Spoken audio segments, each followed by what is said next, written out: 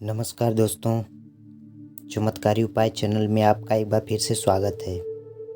इस वीडियो को अंत तक देखें और चमत्कारी उपाय का पूरा लाभ उठाएं। और अगर ये वीडियो पसंद आए तो इसे लाइक, शेयर और सब्सक्राइब अवश्य करें। यम का दीपक 5 दिनों तक जलाया जाता है। यम के दीप को धनतेरस की रात्रि से शुरू करके भैया दूज के रात्रि के समय तक जलाया जाता है।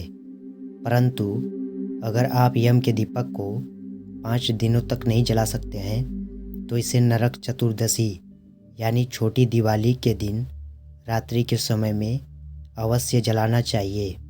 यमराज के निमित्त यमदीप को जलाने से अकाल मृत्यु के भय से मुक्ति मिलती है।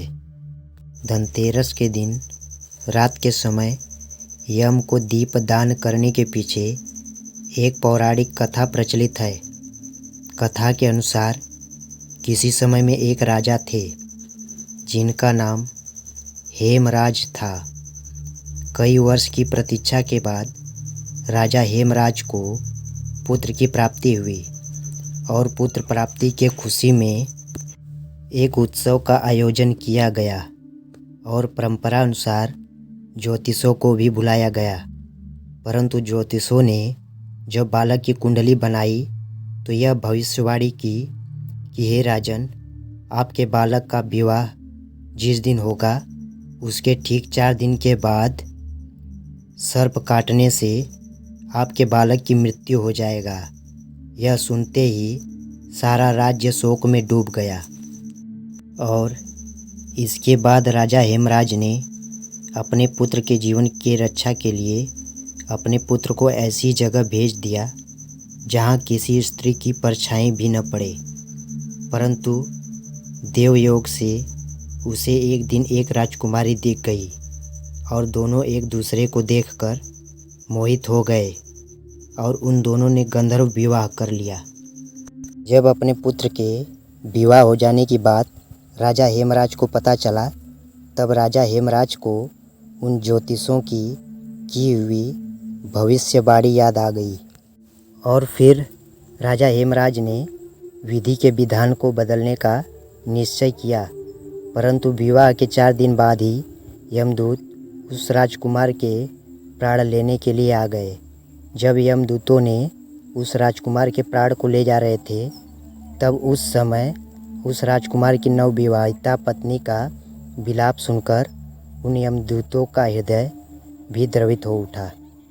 परंतु विधि विधान के अनुसार उन यमदूतों को अपना कार्य करना पड़ा। जब यमदूत यमराज को यह घटना बता रहे थे तब उसी समय उसमें से एक यमदूत ने यमराज से विनती की कि हे यमराज, क्या कोई ऐसा उपाय है जिससे मनुष्य अकाल मृत्यु से मुक्त हो सके।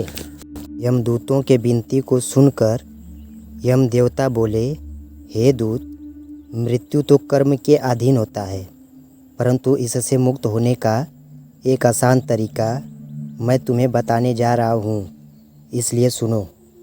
कार्तिक मास के कृष्ण पक्ष की त्रयोदशी की रात में जो प्राणी मेरे नाम से पूजन करके दीपमाला दक्षिण दिशा की ओर भेंट करता है उसे अकाल मृत्यु का भय नहीं रहता है।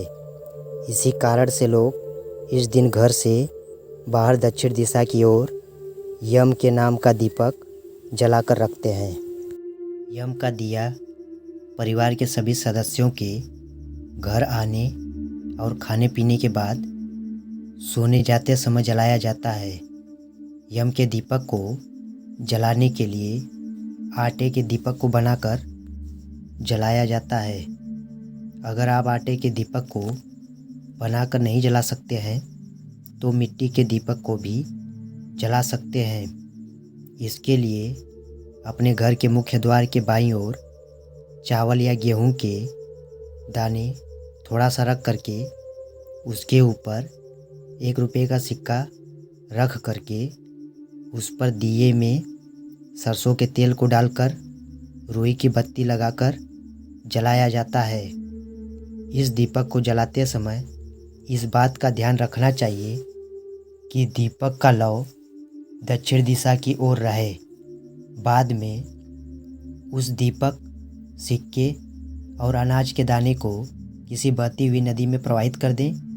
परंतु अगर आपके आसपास नदी न हो तो दिए और सिक्के को किसी पीपल के पेड़ के नीचे रख दें और अनाज को किसी पक्षियों को डाल दें खाने के लिए, या सिक्के और अनाज को किसी गरीब ज़रूरतमंद को दान में दे सकते हैं।